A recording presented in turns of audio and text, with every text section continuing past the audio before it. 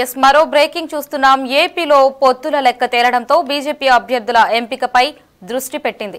10 assembly స్థానాలతో పాటు 6 MP సీట్లు బీజేపీకి దక్కడంతో రేసు గుర్రాల్లాగా ఎంపికపై కసరత్తు చేస్తుంది.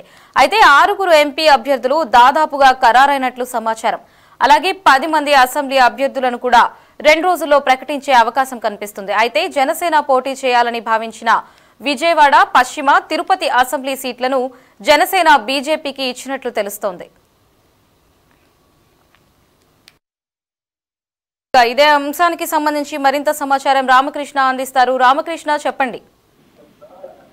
తెలుగుదేశం పార్టీ జనసేన పొత్తులో భాగంగా బీజేపీకి పోటీ చేసే 6 లోక్సభ స్థానాల విషయంలో దాదాపు అభ్యర్థుల విషయంలో స్పష్టత వచ్చిందనే చెప్పాలి. విజయనగరం నుంచి మాజీ ఎమ్మెల్సీ మాధవ్ పోటీ చేయబోతా ఉన్నారు. అనకాపల్లి నుంచి రాజ్యసభ సభ్యుడు సీఎం రమేష్, అరకు పార్లమెంట్ నుంచి కొత్తపల్లి గీత, రాజమండ్రి నుంచి రాష్ట్ర బీజేపీ అధ్యక్షురాలు దగ్గుబాటి పురంధేశ్వరి, నరసాపురం నుంచి ప్రస్తుతం సిట్టింగ్ ఎంపీగా ఉన్నటువంటి రఘురామకృష్ణరాజుకు టికెట్ ఖరారు చేశారు. ఇక తిరుపతి నుంచి రత్నప్రభ బరిలో నుంచే అవకాశం ఉన్నట్లు కూడా పార్టీ వర్గాలు సమాచారం అందిస్తా ఉన్నాయి. భారతీయ జనతా పార్టీ ఇక మొత్తం 10 అసెంబ్లీ స్థానాల్లో బరిలోకి దిగబోతా ఉంది. వాటికి సంబంధించి జమ్మలమడుగులో ఆదినారాయణ రెడ్డి, ధర్మవరంలో వరదాపురం సూరి, తిరుపతి నుంచి భానుప్రకాష్ రెడ్డి, కైకలూరు నుంచి కామినేని శ్రీనివాస్, పాడేరు నుంచి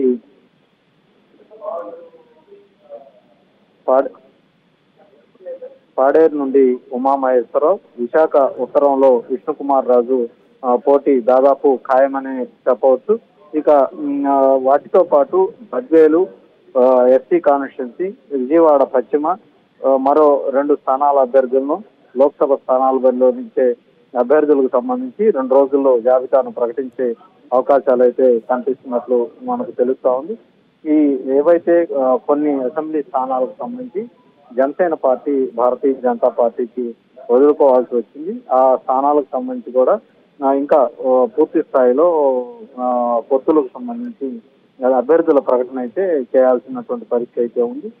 ప్రధానంగా 14వ తారీఖున బహుశా తెలుగుదేశం పార్టీ కూడా 2వ జాబితా అభ్యర్థులను ప్రకటించే అవకాశం అయితే ఉన్నట్లు తెలుస్తా ఉంది. భారతీయ జనతా పార్టీ మాత్రం ఇప్పటికే దాదాపుగా అభ్యర్థుల ఎంపికకు సంబంధించి ఒక కొలిక్కి వచ్చిందనే చెప్పాలి. ఇక పూర్తి స్థాయిలో నిర్ణయం అయితే వెల్లడించాల్సి ఉంటుంది. ఎస్, మరి 2వ జాబితాలోనే పూర్తిగా అభ్యర్థుల్ని ప్రకటిస్తారా, లేదంటే 3వ జాబితా కూడా ఏదన్నా ఉందా? బహుశా నాకు తెలిసి ఒక క్లారిటీ అయితే వచ్చింది. అటు తెలుగుదేశం పార్టీకి సంబంధించి, భారతీయ జనతా పార్టీకి సంబంధించి, జనసేన పార్టీకి సంబంధించి దాదాపుగా 2వ జాబితాలోనే అభ్యర్థులను మొత్తం ప్రకటించే అవకాశం ఉంది. 1-2 స్థానాల్లో అభ్యర్థులకు సంబంధించి కొంత పోటాపోటీ ఉన్నటువంటి నేపథ్యంలో ఇరు పార్టీలకు, జనసేన కావచ్చు, భారతీయ జనతా పార్టీ కావచ్చు, తెలుగుదేశం కావచ్చు, ఈ 3 పార్టీలో ఒక 2-3 స్థానాల్లో అభ్యర్థులు పోటీ ఎక్కువగా ఉన్న నేపథ్యంలో అక్కడ ఎవరిని ఎంపిక చేస్తారనేది ఇక పార్టీ హైకమాండ్ కు సంబంధించి ఒక నిర్ణయం అయితే తీసుకోవాల్సి ఉంటుంది. Right, thank you Ramakrishna.